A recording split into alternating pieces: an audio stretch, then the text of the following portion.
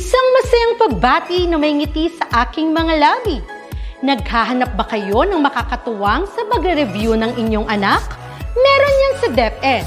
Ang ETUlay online tutorial ay libre at handog ng ating kagawaran sa pangunguna ng OUA ICTS EdTech. Ito ay isang proyektong makatutulong sa mga mag-aaral, katuwang ang mga magulang o kasama sa kani-kanilang tahanan para masagutan at maunawaan ang mga modules. Hangad din ng programang ETUlay ang matulungan ang ating mga guro sa kanilang mga blended learning classes. Ang ating ETUlay ay mula kinder hanggang senior high school. Bukod sa academics, meron din tayong mga special programs gaya ng All is Wellness, Reading and Math Remediation, Storytelling, Mommy Tech Talks, Classes sa Gramatika, Speech Class, Financial Literacy, at marami pang iba. Pinalawig din ng ETUlay ang ating Alive program para sa mga mag-aaral mula grade 1 hanggang grade 3. Gayun din ay mayroon tayong ALS program at SPED tutorials na makasisigurong makakamit ng lahat ang inclusive education. May SPED hotline na rin para sa inyong mga katanungan patungkol sa special education. Kaya, subaybayan mula Lunes hanggang Biyernes, mula 9 ng umaga hanggang 7 ng gabi ang ating ETUlay. Sa ating pagtutulungan, maiaangat natin ang bawat isa. Ating itutulay ang pagkatuto upang di mapigil ang pag-aaral ng kabataang Pilipino. Itulay natin ito, sulong edukalidad.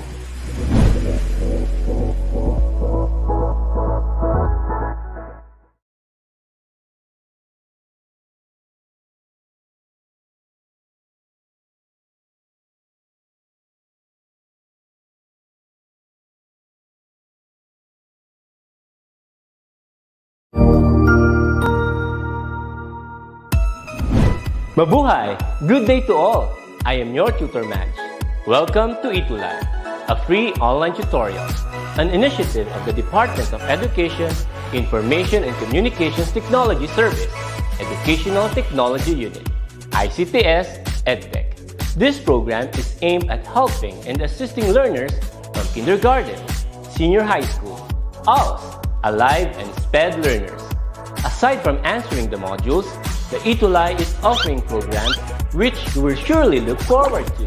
Together with our parents and teachers, the ETUlay will bridge the gaps where difficulty and ease meet in learning new knowledge and skills. So, let us prepare our modules, pen and paper. Ready your mind to see and hear worthwhile and interesting lessons. Let us now study and learn, together with our volunteer online tutors. Tara na!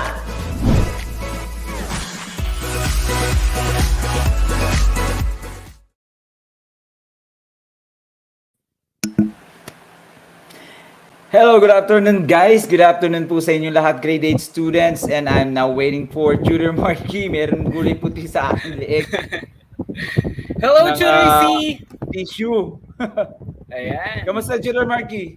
Well, I'm doing great, Tutor C. I am here po sa bahay. Kumbaga, nakakonting escape lang po sa school kasi mahina ang aming internet. So, hello po, good afternoon. Isang amazing na afternoon sa inyo po, Tutor C. And of course, sa ating mga grade 8 learners, teachers, and also parents na nanonood sa ating ngayong hapon.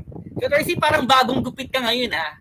Bagong tapas. Hindi naman. Dati na ito. Long hair na nga. Feeling ko long hair na eh. Ako may nakikita kayong puti po. Kanina pa kasi ako nagpupunas ng tissue. Sobrang init. Okay, Tutor Marky. So, are we going to start? Yes, Tutor C, I am ready. Talaga excited ang lahat. Siyempre ngayong hapon. Yes, hindi ko lang maintindihan kung bakit mahina ang aking audio. But anyways, hello everyone. Welcome back to Monday afternoon with Tutor Marky and Tutor Z at your service. Science 8 every Mondays at 1:40 p.m. to 20 p.m. This is Tutor Z from SDO Tarlac Province together with I am Tutor Marky from SDO Bulacan. Hello everyone. Hello ulit sa ating mga grade 8 learners. Tutor C. Yes. At Tutor Marky, laptop lang ang gamit ko kaya natatakpan ko yung comment section. So, Yes. medyo paalalay na lang doon. Yes, no problem, Tutor C. Ito, naka-ready na sa akin ang mga Yes, kung sino-sino very yung good. mga babatiin natin. That is correct. So anyways, of course, kailangan nating simulan ito with high energy and that is by greeting yung mga maaga natin dyan sa comment section. Tutor Marky, do the honors. Alright, thank you, Tutor C. Hello kay Christine Gail Santos mula sa Partida National High School. Also kay Andrea Nicole Gonzalez from Santa Lucia National High School. Hello din kay Jasmine Saet from 8 Leo. Kay Kurt Furok from Don Mariano Marcos National High School. Kay Kurt Coloma from Ramon National High School. Kay Lea De Vera from Ramon National High School. Kay Christine Gail Santos. Kay Janelle Trillanes from Catmon National High School, SDO Bulacan. Kay Rod Levy. Hello po. Hello po kay happy watching kay Clarence Ian Feliciano, kay Jay Domingo, kay Janelle Trillanes. Ayun, audit ko na. Damson Santos from DMMNHS. Still have 20 seconds. Stella Marislapus. Maylene Quizon. Hello there kay Carmiel Ramos from Santa Lucia National High School. Hello din po. Ayan, I can see familiar names po dito, tutors kay Cyrus Mamun Reyes, 17 seconds like Galang Pagdanganan, kay Angel Agustin. Hello there kay Kurt Ivan Vinoria. Hello there kay meron pa dito kay John Lee Bawi. Tutor C, para nag-stop yung ating timer. Ayan. So, we have here kay Andre Pulayan from Catmon National High School ng SDO Bulacan. Kay Daisy Santos de la Cruz, hello din. Ayan, mamaya babatiin din natin yung iba kapag hindi natin nabanggit. Tutor C. Yes. Nagkamali yata ako ng setting, Tutor Marky, kasi parang iba ang nilalabasan ng audio, mahina yung ko. But anyways, thank you so much, Tutor Marky, and everyone na nandito ngayon. And today, it is going to be Science 8 Quarter 4, week number 5. Nalilito ko sa camera, nandito pala sa taas. Tutor Marky, what is our topic for today? Alright, our topic for this afternoon, Tutor C, ang pakabilis ng panahon, quarter 4, week 5 na tayo. At ang ating topic for this afternoon is plant and animal kingdom. O, di ba may pa-kingdom tayo ngayon? Yes, and of course, and Tutor Marky, ito nga ay galing sa modules na shinare mo. And sabihin na natin sa kanila na even though baka iba ang module nyo, ang importante is pare-parehas tayo ng coverage doon sa loob ng ating discussion. So that's Plant and Animal Kingdom. Tutor Marky, we have the most essential learning competencies grade 8 para sa week na to, and that is, do the honors, Tutor Marky. Alright, our MELCs or most essential learning competency for this afternoon is to classify organisms using the hierarchical taxonomic system. Ayan. Yes.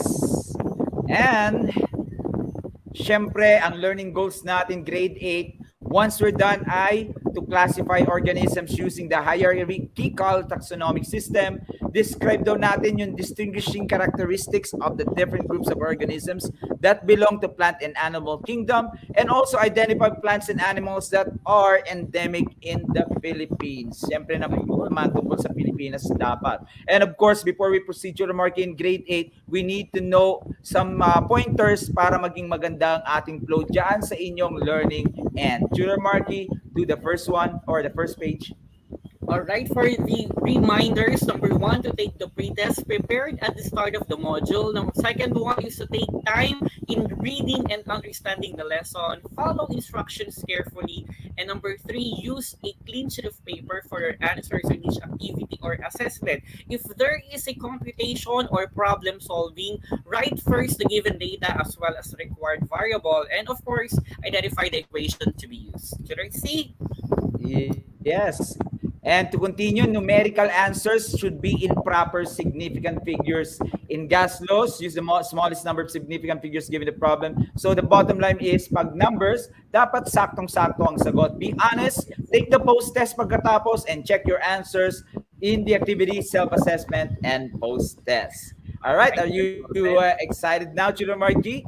Oh yes, Tutor C, excited ako. Siyempre, Tutor C, paalalahan natin yung mga grade 8 learners. Paki-share po ang ating online session this afternoon. At siyempre, mag-tag na rin tayo at mag-mention tayo ng dalawa nating mga kaibigan, kaklase at kamag-anak. Siyempre, para i-share natin yung information at blessings na binibigay sa atin ng ETUlay. Tutor C? Yes, and for recognition at stake, Tutor Marky and grade 8. Mahusay Churi, Faster Thinker Churi, Fantastic Churi, Mahusay Teacher, and Mahusay School at the end of the quarter. Para naman makita natin kung sino ang naging matibay doon sa buong quarter natin, Tutor Marky. Alright, Tutor C, banggitin Okay, ko so lang yung Tutor mga Marky. share na. Dito, sila Christian Alvaro, sila Marniel, tsaka si Aldrin, tsaka si Jasmine, nag-share na sila. Very good. Yes, and like I said, pasensya nyo na pag gumaganon ako kasi parang mali talaga yung setting ko, hindi ko masyadong marinig. But anyway, Tutor Marky, simulan na natin grade 8 with what I know matching type. So sa directions natin, match the correct animals to the given plant or animal group. We have a title of the animal or the plant. Tapos sabihin natin kung ano ang kanyang group. Use a separate sheet of paper for answers or comment it down, of course, para mabasa ni Tutor Marky at maidagdag sa kanyang score sheet na meron pangalan ninyo. So for our first question, grade 8, or yes, for our first item, Tutor Marky. Ayan, so our plant or animal group, we have here angiosperm. So is it a mango tree, monkey-eating eagle, moss, or a mussels? Mussel. Alright. So for this question number 1, so kanino kaya tong group na tong angiosperm? Alright, grade 8 letters only. You need to comment down your answer by simply comment down the correct letter of your choice. Ayan.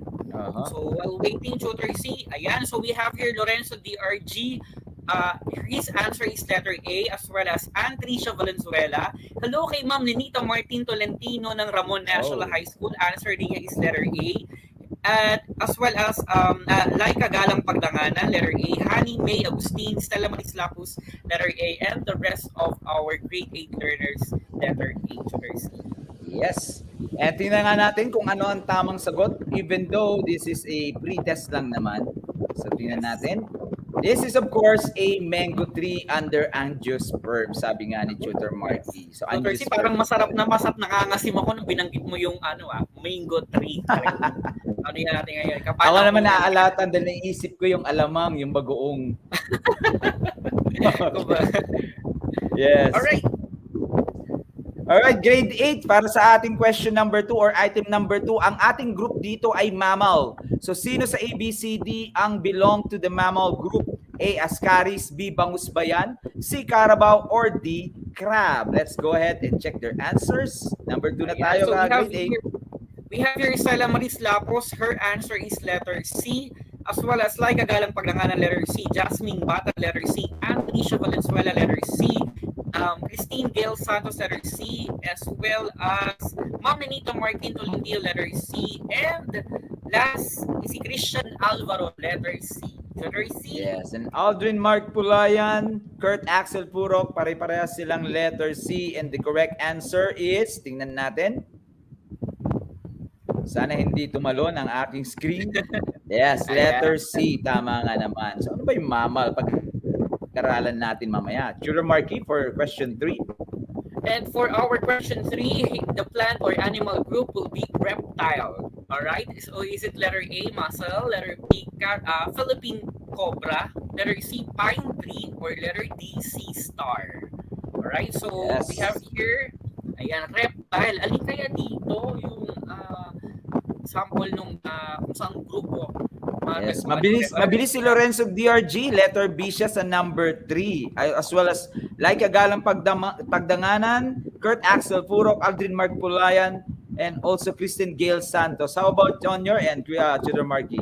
Alright, so we have here si Sir Mark Lester. Hello po from Colombo-Hangin National High School. Hello, Sir Mark. Ang answer is letter B naman sa number 3. So we have here kay Janelle Triñanes, letter B. Christine Gail Santos, letter B. Alright, so Ma'am Nenita Galang, letter B. Tutor C. Yes, and for the correct answer sa ating item number 3 ay Philippine cobra, siya ang reptile. Of course, naging cobra Oo, Philippine Cobra sa atin yon.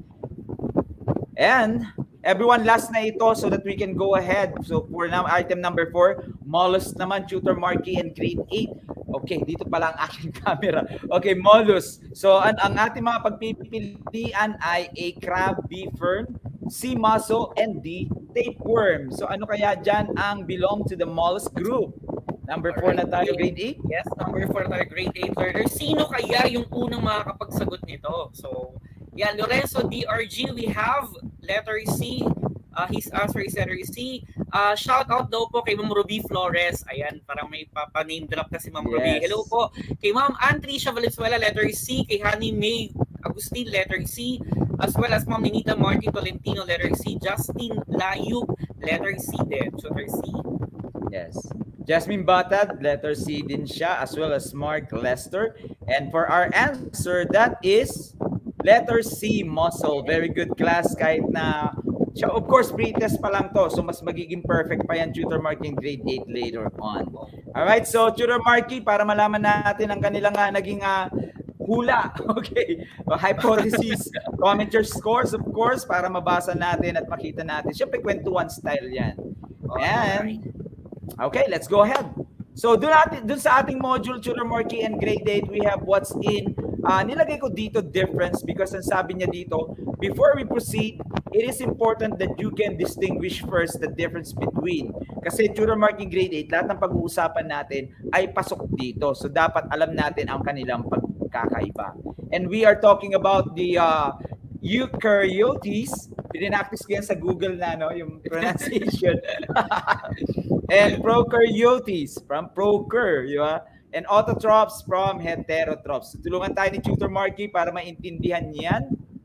Punta muna tayo doon sa already grade 8, ha? Yan, eukaryotes and prokaryotes. Tutor Marky, ano ba yung sinasabi dito? Ayan, sabi dito sa pinesend sa presentation natin, when we talk about eukaryotes, so we have the organisms which can be unicelled or multicelled that contains nucleus and membrane bound organelles. So it has also a larger and more complex, kumbaga. So we have 10 to 100 micrometers. So however, Tutor C, kapag sinabi naman siyang prokaryotes, we have here always one-celled organisms that do not have a nucleus. So wala naman siyang nucleus or any membrane-bound organelles.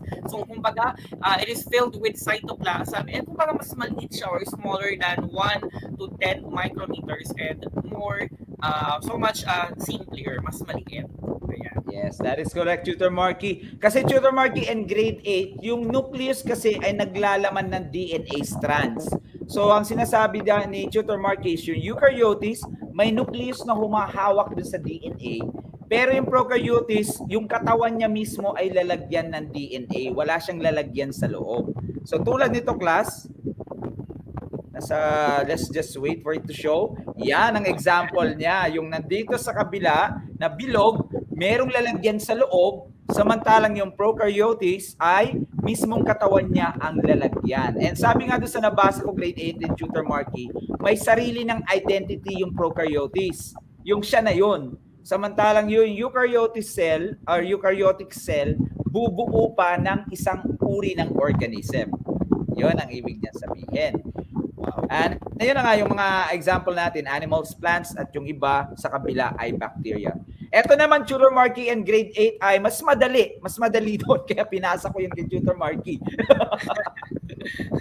Yes. Ito ay autotrophs at saka heterotrophs. Pag sinabing autotrophs, these are organisms na nakakapag-produce ng sariling pagkain. So Tutor Marky grade 8, yung common term nila dyan mula nung elementary tayo ay producers. Habang ang heterotrophs, ito naman yung kumakain ng halaman or kapwa animals. So syempre, sa regular term natin dyan ay consumers. Autotrophs ay producers, heterotrophs ay consumers. So dun ang mga yun ang dapat natin mga tandaan. Tutor Marky nga lang, ito lang, nilagyan ko ng mga hyperlink ito dahil tatlo pala itong laman nito, plant kingdom, plus animal kingdom with invertebrates and vertebrates. Bugbog sarado na naman tayo sa backstage. Hindi po maako ang topic natin ngayon, Tutor C. Yes. Anyways, pinilit ko naman pa-shortcutin, and at the same time, meron tayong hyperlink para maka-jump tayo just in case. So let's start tutor mark in grade 8 with plant kingdom, and remember that plants are eukaryotes or pinag-combine na cells para makabuo ng isang organism. So dito, meron tayong, I believe, 5 yata na ilista ko or 6, basta daanan na lang natin. Beginning with bryophytes. Gamitin nyo yung inyong module grade 8 para makasabay kasi hiwa-hiwalay ang ating discussion per number. So bryophytes are non-vascular plants. Ano ba ibig sabihin ng non-vascular? Yung vascular, tutor mark in grade 8, ay yung tubo sa loob ng halaman, dadaanan ng tubig at saka ng kanilang pagkain. It absorbs substances through all parts of their bodies kasi nga, wala silang mga tubo. So yung mismong balat nila, yung mismong katawan nila, ang nagsisipsip ng kanilang nutrients o kailangan. Grows mostly in moist, wet, and dark places. So katulad nito, yan ang example, tutor Marky. Meron tayong mga moss, wormwort, at saka liverwort. Again, ang bryophytes ay mga halaman pero wala silang vessel sa loob, mismong katawan nila ang kumukuha ng sustansya. So yeah, that is number 1, tutor Marky. How about tracheophytes?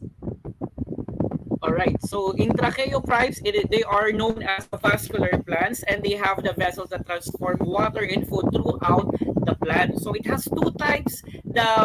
What is this, tutor Z? Phloem. Okay, the phloem or the outer layer. However, the xylem, it is the transport water from the root. Yan, tutor Z. Yes. Parang hihirap ngayon banggitin yung mga words or terminologies natin ngayon, tutor Z. Oo nga eh. But anyways, kaya ng grade 8 natin yan. Basta sundan lang natin at yung mga importante lang ang ating i-focus. So again, bryophytes class, wala siyang tubong daanan ng tubig pagkain. Pero yung tracheophytes, lahat ng halamang merong tubo, may 2, phloem, yung tagahatid ng pagkain mula sa dahon, at yung xylem ay tagahatid ng tubig mula sa root. That's bryophytes and tracheophytes. Alright, sana madandaan nila ito. Medyo marami-rami kasi. Pteridophytes naman yung ating pangatlo. So, seedless vascular plant. Vascular, meron silang vessels, pero tutor mark in grade 8, tumubo sila nang hindi gumagamit ng seeds. They reproduce through spores. Naalala niyo yung fern? Di ba? Pag binaliktad natin yung dahon, may mga parang butil-butil doon ng spores. Ganon sila, hindi seeds, gumagamit sila ng spores. Commonly at higher elevations or moist shaded mountainous areas. So anong keyword dito sa pteridophytes? They reproduce through spores. Alright? Ito ang ating mga example grade 8. So we have the ferns, nasabi ko nga, horsetails at saka club mosses. So if you can screenshot yan para magamit nyo sa field trip nyo sa garden, magagamit nyo yan, hanapin nyo itong mga ito.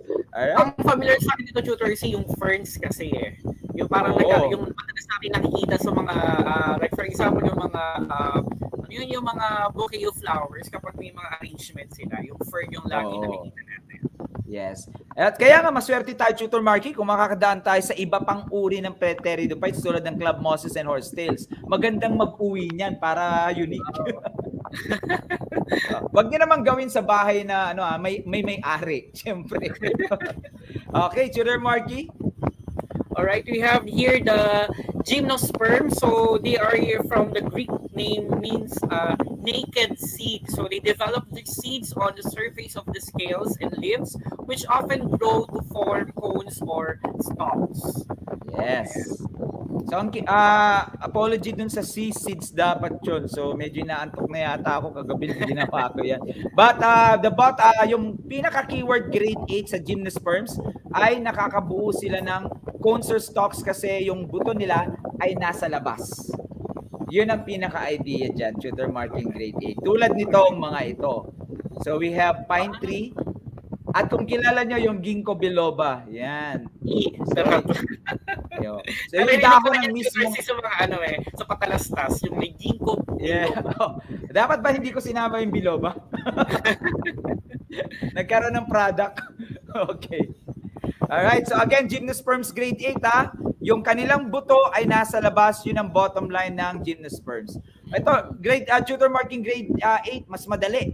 Angiosperms, lahat ng halaman na nagpa-flower at nakakapag-produce ng fruit mula sa flower at saka seeds, sila ay tinatawag na angiosperms. Ang alam ko, wala akong example nito dahil madali lang. Pero, meron tayong 3 uri, tutor marking grade 8 ng angiosperms. Do the honors, tutor marking. Ayan, so we have here the annuals, we have the biennials, and the third was perennials. So when we talk about annuals, from the name itself, annual, so it has 1 year or seasonal. Kumbaga lumalabas lang yun or namumulaklak sila after a year. When we talk about biennials, it develops roots, stems, and leaves in a first year and seeds on the second year, and then siyempre, mamamatay na siya. And for the perennials, it lives for many years and usually producing woody stems. Kumbaga, yung perennials, tutor, ito na yung mga nagagamit natin na mga matitigas na kahoy. Dito na siya nakakategorize, tutor. Yes. And of course, Tutor Marky, ina-appreciate natin yung mga nag-share ng kanilang ideas and knowledge, no. Hindi namin nababasa ni Tutor Marky because worry kami sa time namin dahil marami kaming topic ngayon. Pero yung mga yan ay binabasa namin, lalong-lalo na yung mga very active. Thank you so much, guys. Thank you so much. Gusto ko lang, Tutor C, recognize po dito, Tutor C, yung from James Batag, yung DMGHS. Siguro bago lang sa pandinig natin ito yung school na to. So sana naman alam natin ibig sabihin ng DMGHS. Oo. Para naman maisama natin yung actual na school, hindi yung shortcut at ma-identify natin. Thank you so much and welcome to the group. Alright, Tutor Marky, sa iyo yan. Hindi. Okay, ako muna. Classifications din based on the number of cotyledons in the seeds. Grade 8, just in case nakalimutan na natin ano yung cotyledons. Yun yung katawan ng buto. Yung kung isa lang siya or nahahati, yun yung cotyledon. So kapag monocots, ito ay yung buo yung buto niya, hindi mo madidivide sa dalawa. Tapos kung dicot naman, ito yung pwede mong gawing dalawa katulad ng mga beans, yung mga ganon. Alright, so yun ang mga classifications. And Tutor Marky, trivia ito, sabi niya kung hindi mo daw nakita yung buto, okay, there are various ways in which you can determine if a plant is monocot or dicot daw. Kasi buto natin binabase yung cotyledon eh. Pero just in case hindi mo makita yung buto, tingnan daw natin sa dahon. So one way is by looking at the leaf venation, yung parang ugat niya dun sa dahon. Monocots usually have parallel venation, yung diretso lang ang kanyang ugat. Tapos kapag naman yung parang tulad ng ugat natin na pakalat, yun naman ay mga dicots. Very good. Ang bilis lumitaw ng hindi ko nahahabol. Jasmine M. Batad, thank you so much for your reaction. Okay, so let's move on sa susunod na Tutor Marky yata ito, Plant Kingdom Summary. So summary lang ito, you can do your screenshot. These are bryophytes, tracheophytes, pteridophytes, gymnosperms, and angiosperms. So hopefully maliwanag yan. I-rewind nyo na lang or backstep yung video para sa definition. So Tutor Marky, let's go to Animal Kingdom. Sabi niya dito, Tutor Marky, ikaw yung magsunod mamaya. Vertebrates, alam na natin to. Those are animals with backbones, yung mula ulo hanggang buntot may buto sa loob. Invertebrates ay wala. Usually, ginagamit nila yung shell nila sa labas bilang buto. So that is exoskeleton. So Tutor Marky, Animal Kingdom under invertebrates. So dahil invertebrates yung pinag-uusapan natin, Tutor C, isa sa mga classification nito ay yung sponges or yung under the phylum Porifera. Ayan, kung nakikita nyo po, grade 8 turners, doon sa pinapresent po ni Tutor C, it is the simplest animals with sac-like bodies with pores. Kung makikita nyo, parang straw siya na may bunganga. Kumbaga nakikita natin ito sa mga cartoons. Ayan, so we have here, it is considered as marine animals and are feeders. Kumbaga, ayan, feeders po sila. It can produce both sexual and asexual. Yes. And let me just idugtong ko lang, Tutor Marky, in grade 8 na ang ibig sabihin ng filter feeders, yung kinakain nila ay yung nasa tubig, finifilter nila at kung ano yung nasasala nila, yun yung nagiging food nila. Yes. Kumbaga may sarili silang salaan, Tutor C, para kumbaga malinis yung kanilang or wala silang makain na ibang microorganisms. That is correct. Ang mali natin dito, Tutor Marky, no, pag nasa labas tayo, pag nagsiswimming, akala natin mga halaman yan at saka mga bato. Animals pala. Okay, so oh, let's move to cnidarians have stinging cells, nematocysts on the surface of their body parts such as tentacles. O nga pala, class, meron din tayong phylum na kasama dyan, no? Kaya nga maganda kung i-screenshots ninyo. So ano ba yung mga cnidarians? Sila yung merong mga effective means of capturing prey. Their bodies have radial symmetry, sabi niya dito. At meron silang mga stingy appendages tulad na nakikita natin sa, ano tawag na dito? Jellyfish. Yeah. Ayun, jellyfish. So yun ang ginagamit nilang panghuli. And itong nakikita nyo si Finding Nemo. Yeah, Nemo. Okay. Ayan, familiar yung date natin dyan. Okay. Ay, tayo lang yata ang familiar doon, Tutor Marky. Okay, ang cnidarians dyan, grade 8, ay yung tinataguan niya. Yung parang mga may mahahabang daliri, yun ay tinatawag na anemones. Tapos yung corals, Tutor Marky, ay itong nandito sa pangatlong picture. Ito. So basically, yan ang totoong itsura nila. Nagkakaroon lang ng mga kulay dahil kinakapitan ng kung ano-anong mga bacteria, fungi, yung mga ganon. But generally, sila ay transparent. So again, cnidarians, merong mga stinging cells o yung mga galamay. Wow. Ayun. Parang ang sarap na ngayon mag-scuba diving ngayon, tutor. Kasi parang tinatawag ko ng dagat sa mga pinapresent mo ngayon. Tama. Parang puro pandagat. Ang ganda, sa dagat. Hindi lang natin na-appreciate. Okay, Tutor Marky? Ayan, so our third classification is what we have, the flatworm. So it is under the phylum Platyhelminthes. Okay, parang hirap banggitin. So they're the flat-bodied organisms with a single opening, serving both as mouth and anus. Kumbaga, kung saan sila kumakain, pumapasok yung pagkain nila, doon din lumalabas ang kanilang mga talent. Okay. Ayan, kanilang mga talent, yung mga anus nila. Ayan, kumbaga ito yung mga example, no? Kumbaga yung mga, ang galing kasi na-realize ko, Tutor C, just so nung pinapresent natin to, ay may mga ganun palang kind ng animals. Under the animal kingdom. Nakakatuwa naman. Yes. That's correct. And Tutor Marky, dagdag lang natin. Basically, halos lahat ng flatworms ay parasitic. Ibig sabihin, tumitira sila sa loob ng katawan. Pero yung last one na nakikita nyo sa picture dyan, yan ay planarians. Free-living siya. So, kumbaga, pwede siyang mabuhay ng hindi nagiging parasite. Okay, ganon. But basically, parasite sila, nakakadiri. Flat. Ayan.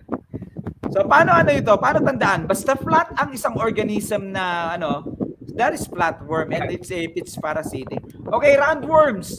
Parang ganun din. Nilagyan lang natin ng bilog na katawan under the phylum Nematode. So parang kamag-anak ni flatworm na pitpit, ito bilog naman at makinis din ang kanyang balat. Kaya nga sinasabi natin to Tutor Marky, baka ma-identify yung earthworm as roundworm. No. Dapat makinis ang balat na pabilog. They have a body cavity, yung meron silang dadaanan sa loob ng kanilang kinakain, pwedeng aquatic and terrestrial.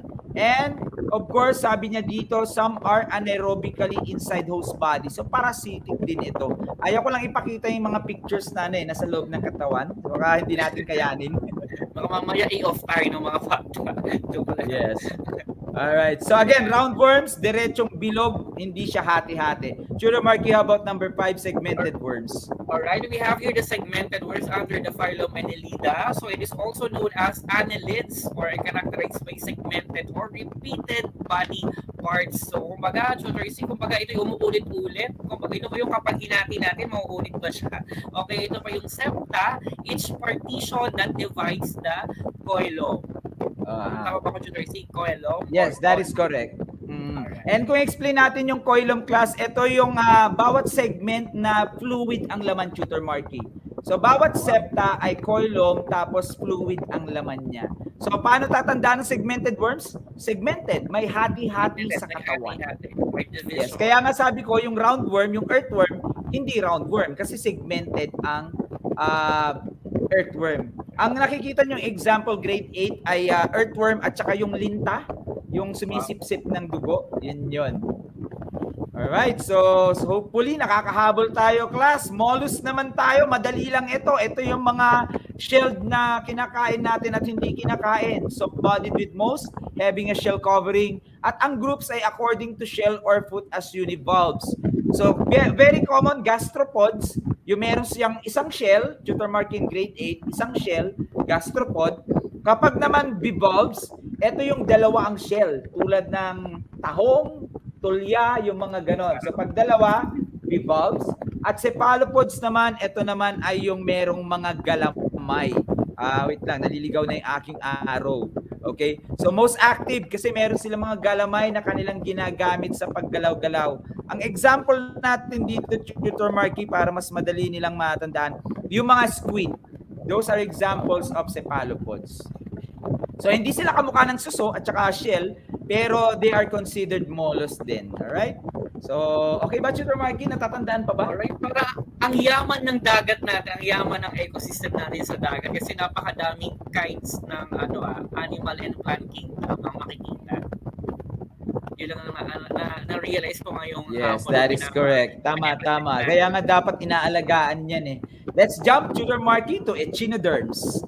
Ayan. So we have the echinoderms from the phylum Echinodermata with the spiny skilled and they have the internal skeleton o yung tinatawag nating endo, and they have the water vascular system and originally symmetrical. So yung example natin dito, Tutor, tama ba ako nakikita ko? Ito yung starfish.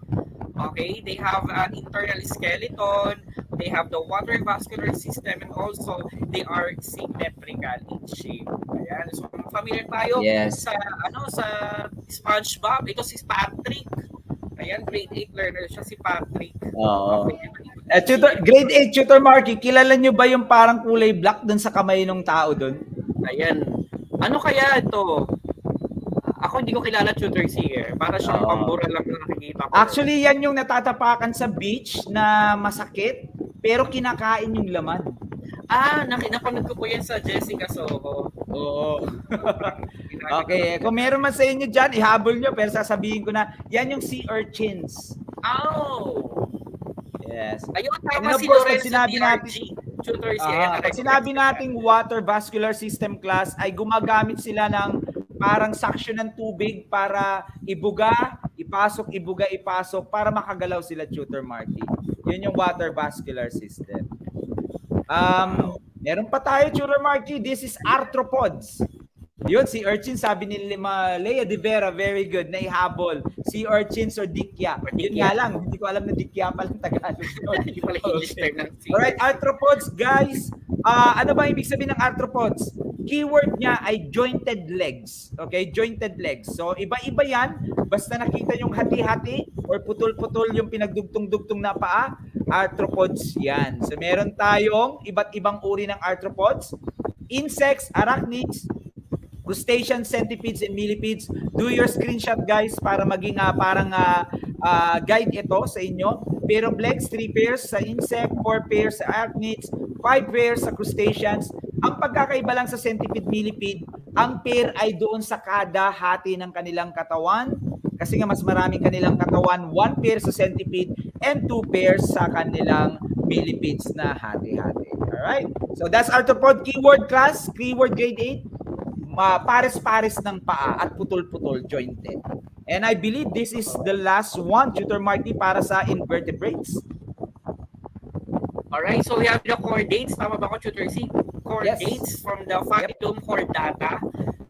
So note for the invertebrate chordates, so we have having a notochord. It is a dorsal supporting rod during embryo stage that is replaced by a vertebral column during maturity. Parang, Tutor, ito yung kahawig nung nauna kanina, pero siguro iba ng characteristic to, Tutor C. Yes. Ano lang, Tutor Marky, actually may dalawang uri ng chordates. Merong invertebrate at saka vertebrate. Kaya nga sabi natin dito, para sa invertebrate chordates ito, yung bumper, meron silang support na buto, pero hindi pa totally vertebral column. Yung nakikita nyo parang yung parang dilis. Ang tawag dyan ay lancelet. So isa sa mga pinakamatandang maliit na mukhang isda sa ating prehistoric time na hanggang ngayon ay buhay pa rin. So yun lang. Chordates ay merong supporting rod. Wala pa silang vertebral column. And of course, I believe natapos na tayo sa invertebrates. And don't worry, grade 8, 5 lang itong vertebrates, di ba, Tutor Marky? Naalala mo? Yes. Yes, unahin mo na ito, Tutor Marky, para sa vertebrates. Alright, for the vertebrates, number 1 is the fishes. So it is cold-blooded aquatic animals. Madali nating ma-realize, madali nating ma-identify at ma-describe. It is have most scaled for protection, pairs fins for the movement, and the gills for the gas exchange. Kumbaga, yan, mas madali nating ma-identify, literacy, and familiar tayo, fishes. Aha. Alright. And of course, meron ako isisingit kasi dun sa picture may 3 example class. Yung nakikita yung letter A ay mga fishes na walang jaw or walang panga. Yun namang sumunod ay cartilaginous, gawa sa malambot na buto. At yung isa naman ay tinatawag na, nasaan yung isa? Kasama niya si bangus yata ito, yung nakikita natin.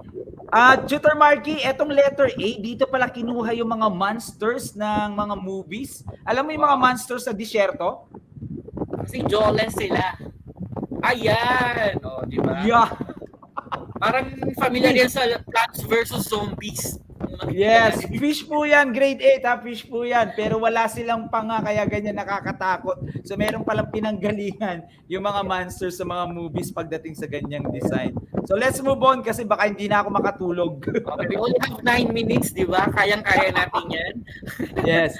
Okay, amphibians number 2, last 3 mamaya. Dwell both on land and water. Pwede sa land, pwede sa water. Meron nga lang silang tenga at meron din silang pang-produce ng sounds. Meron silang moist skin, okay? Moist skin. Bony fishes, sabi niya, bangus po, Christian Alvaro, thank you so much.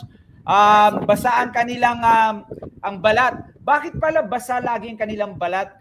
Trivia lang ito, class, no? Lalong-lalo na sa mga frog na makikinis ang balat nila. Doon kasi sila humihinga, Tutor Marky pala. Hindi sila humihinga sa kanilang ilong, humihinga sila sa kanilang balat. So examples natin dito, napakadali. Salamanders, frogs, and toads. How about number 3? Ayan, for our number 3, those are the reptiles. So it adopts both land and water dwelling. Kung baka pwede sila sa lupa, pwede sila sa tubig. They have scales and are hard shells and lay eggs with shells. So examples here, we have crocodiles, we have the snakes, and we have the turtles. So syempre, lahat yan ay familiar ang ating mga grade 8 learners, yung mga buhaya, sawa or ahas, and also the turtles. Yes. Hindi na ako naglagay ng dito. Sabi nga ni Tutor Marky, very familiar tayo sa mga crocodiles, snakes, and turtles. So let's go to birds. Most birds are lightweight due to hollow bones. Meron silang buto na halos walang laman sa loob kaya magaan. Warm-blooded sila tulad natin at meron silang talons or palmate. So, class, kung sakali mang may nagtanong, Sir, ano ba yung talons? Ano yung palmate? Yung talons, Tutor Marking grade 8, ito yung kalawit sa kuko ng mga ibon. Nagets ba? Tutor Marking narinig? Yes, yun. Yes. Pero ano yung palmate? Yung palmate ay yung parang sagwan na paa, Tutor Marky, tulad sa mga ducks. Kaya nga magkakaiba, pare-pareho silang ibon pero iba-iba sila ng paa. Yes. Yung parang definition na niyan ay webbed feet or webbed feet, parang ganon. Meron silang bills o kaya bills para sa mga tulad ng duck at saka beaks kapag sa mga ordinary birds. Examples ito ay ostrich, eagles, actually Philippine eagle yan, tinanggal ko na yung Philippine para shortcut, ducks, and chickens. And for the last one, very common, ayan, we have mammals. So we are the mammals. Dito tayo belong. So Tracy, tama po ba? So they have the mammary glands that produces food, just like milk for our offspring. And we have here they are warm-blooded, covered with hair or fur. They have different groups also. We have the monotremes, we have the marsupials, and the placentals. Ayan, so Tracy, para mas mabilis. Yes. Monotremes, ito ay mga naglelay ng eggs. Mammals, may naglelay din ng eggs pero soft-shelled siya. Marsupial, example ng marsupial ay yung kangaroo, Tutor Marking grade 8. So, ipinanganak nila, hindi pa super developed, tapos nakatago dun sa pouch, yun yung marsupials. And placentals, tulad natin, kapag ipinanganak tayo, buong-buo na. Okay, naglalakad na at saka nagtatrabaho na. Joke lang, joke lang. Okay. And with that, Tutor Marky, we survived. So can you give the summary for the invertebrates?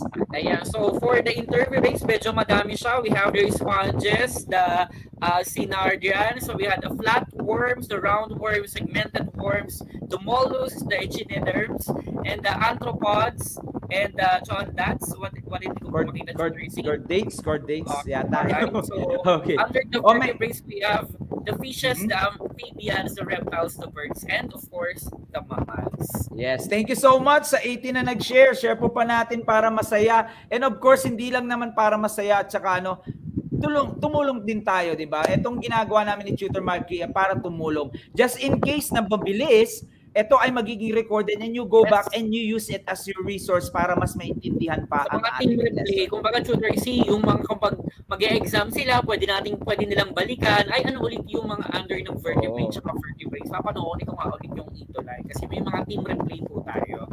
Yes, that's correct. Lalong-lalo na kami ni Tutor Marky, ang hilig namin isama lahat ng detalye. Kaya lagi kami overtime. Ayan, dahil dyan. Anyway, Ayan. Tutor Marky, we are done. So we are now on what's more. Word up, sabi niya dito. Do the honors for directions. Ayan, to rearrange the jumbled letters to form the correct words using the given clues. Ayan, for our number 1. Ayan. So what is this? Grade 8 learners. Okay, the jumbled letter, all you need to do is characterize by having a mammary glands and hair. Okay, grade 8, comment tayo. Comment. So what is this? All you need to do is to rearrange. Ayan. So, Okay, so we have here according to Janela Ashi, umakyat na yan, Bellingon. Ayan, mammals ang kanyang answer. As well as Lea De Veria, Eliza Sawal, alright, Marjun Casio. Okay, and the correct answer, grade 8, of course, ay mammals. Siyempre naman, i-rumble-drumble lang natin yan. Let's go to the second one. I do believe hanggang 3 lang yata ito. They have 5 pairs of legs for every segment. Ito yung yung arachnida ba yun? Yung nakalimutan ko na. Basta. Okay, yung meron silang 5 pares ng paa doon sa kanilang isang hati ng katawan. 5 pairs. Okay, so that is UCRSENTACE. Silip tayo, Tutor Marky. First 3 will do. Alright, we have yan, crustacean, according to Sir Mark Lester. Ayan, from Pulongongan National High School. As well as kay Ma'am Nenita, crustaceans din ang kanyang answer. Alright. And Miss Janelle Triñanes, crustaceans. Alright? And the correct answer, of course, is crustacean kasi yun lang naman ang babagay dun sa jumbled words. Tutor Marky. Alright, for our third jumbled word, they develop their seeds on the surface of scales and leaves. What is this? Alright, we are now on number 3.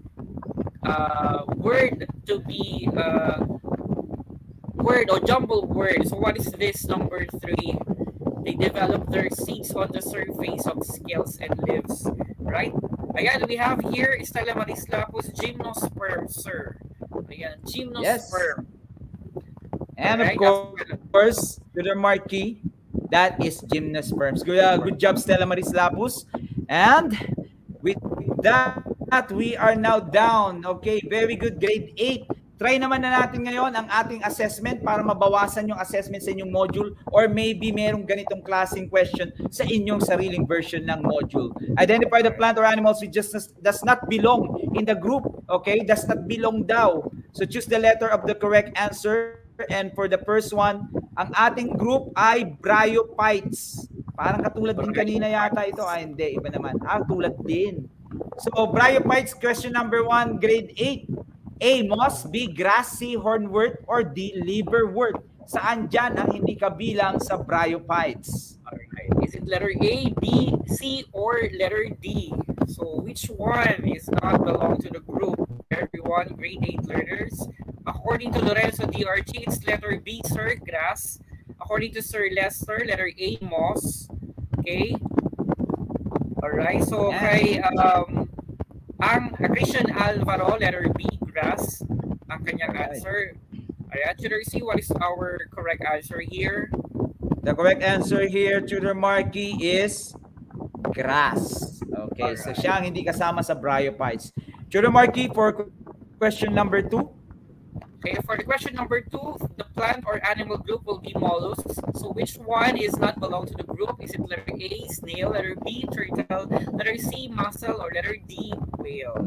We are now on number 2 question for our assessment. All right, grade 8 learners, which one is not belong to the group? Is it letter A, B, letter C, or letter D?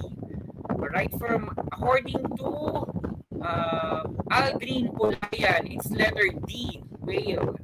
According to Ninita Martin Tolentino, it's letter B, turtle. According to Lorenzo, it's letter D. All right, from Angel Nolasco, it's whale or letter D. Did you see? Yes. Okay, Tutor Marky, in grade 8, we still have last two, pero yung isa na lang yung papakita natin at sasagutan namin ni Tutor Marky, yung number 4. For this one, question number 2, the correct answer is turtle para sa mollusk. And last one for you guys, number 4 is for us, Tutor Marky, marsupials. Napakadali. Yan yung hindi ko pwedeng sabihin pala. Okay? So, uri ng mammal ito na may pouch. So, sino sa kanila ang hindi kasali? A. Tarsier, B. Kangaroo, C. Koala, or D. Opossum? Alright, so we have here, we are now on question number 3, grade 8 players. Hurry up, hurry up. Hurry up, hurry up. Ayan, we have here from Christopher Respicio, letter D. Opossum ang kanyang answer. According to Lorenzo DRG, it's letter A. Kay Stella Maris Lapos, it's letter D. Ma'am Ninita Martin, it's letter A. Alright. Christian Alvaro, letter A, letter Z. Yes, and of course, this one is letter A. Okay, sa amin na nito ni Tutor Marky, or maybe si Tutor Marky nang sasagot. Kasi siya ang estudyante ko ngayon. Siyempre, tutulungan din ako Tutor ni Marky, Tutor. Daikots, habol na lang kayo habol kayo grade 8 kasi babasahin pa rin namin. So Tutor Marky, Daikots, which one is not included? A. Onion, B. Tamarind, C. Jackfruit, D. Eggplant. Alin dito, Tutor C, Daikot. So, grade 8 learners, pakitulungan po ako dito. Okay, so alin kaya dito? Onion po ba? Tamarind, jackfruit, or eggplant? Ayan. So, yes. Daikots, ayaw nga pala, Daikots yung dalawa ang piraso ng dito niya, yung pwede mong hatiin. Alin dito. So, okay, so habol-habol, grade 8. Meron na ba, Tutor Marky? Meron na? Or habol na lang? Dito, Tutor C, and all of them answered letter A, onion. Okay, of course, dun ay letter A. And saan na tayo? That is our lesson for today. And hopefully, class, natulungan kayo. And take note, sabi nga namin, just in case na dahil marami at hindi madaling matandaan, balikan nyo para makatulong ito sa inyong pag-aaral. At i-save nyo next school year yung susunod na grade 8. Good job, guys. And Tutor Marky, Saitas, paki-screenshot na lang grade 8. Tutor Marky, guide them. Ayan, so the direction for our site task, grade 8 learners, umpisa na po natin mag-screenshots. The direction would be look around you and identify leaves from the first 5 from different plants. Identify the common names and scientific names, if possible, of the plants that you will observe. Okay, describe the shapes and the venation of the leaves and determine if it's monocot or dicot by using this table below. Ayan. Yes, do your screenshot grade 8 para na meron tayong kopya na magagamit mamaya sa ating site task sa pagsagot.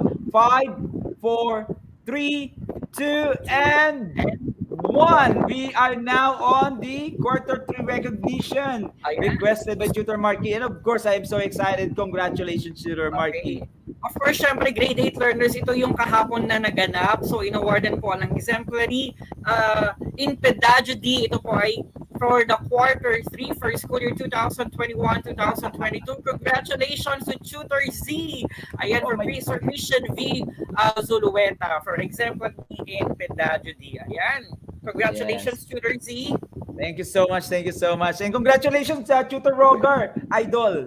And of course, Tutor Marky, congratulations for being a third quarter exemplary tutor. I'm so proud of you. You went so far from mahiyain na hindi makapagsalita. Ngayon, And super confident na talaga. Very good. Of course, syempre, thank you very much sa ating grade 8 learners. And of course, for the guidance tutor C sa inyong guidance sa akin every Monday. Ayan, thank you very much, Of tutor course. C. And we learn And of course, from each other as well, of course. Kasi experience teaches us a lot. And dito, Tutor Marky, ano ito? Yes, ito gusto na natin ulit ma-recognize ang mga schools na napasama sa most supported schools sa ating third quarter. And yan ang Ramon National High School and Alibadabad National High School. Again, madalas natin ito nababasa, Tutor C, from Division of Isabela. Meron pa yan, Tutor C. Sino pa ulit yung mga ibang school? We have San Mariano National High School, also from the Division of Isabela. Talaga namang hindi sila nawawala sa ating comment section. Meron pang isa dyan, Tutor C, we have from LFG Damantina National High School and Ingo Ramona Integrated School, still from the school's Division of Isabela. At ang nag-iisa from Division of Bulacan, Partida National High School. Congratulations sa aking mga ka-SDO Bulacan. Thank you very much sa inyong patuloy na pagsuporta. From the Region 5, Camarines Sur Division, Godofredo Reyes Senior National High School. Congratulations. And we also have, meron pa ba tayo? Ayan, Ocampo National High School from the Schools Division of Camarines Sur. Yes, congratulations po sa inyong lahat at sa atin. Remember na ginagawa natin to because kapit-bisig po tayo, bayanihan, tulungan para makaraos tayo sa pagsubok. And with that, of course, Tutor Marky and everyone and also sa backstage, thank you so much for your comments and suggestions. Email us at edtech@deped.gov.ph. This is Tutor Z from SDO Tarlac Province leaving you with a message. Learn as early as now because your future begins today. Together with I am Tutor Marky from SDO Bulacan. Always remember, sa agham, tayo ang bida. Alright? Yes, up Tutor next C, Science Night. Good luck. And Tutor Marky, for the meantime, class dismiss. dismiss. Bye. Share, everyone. Share this episode.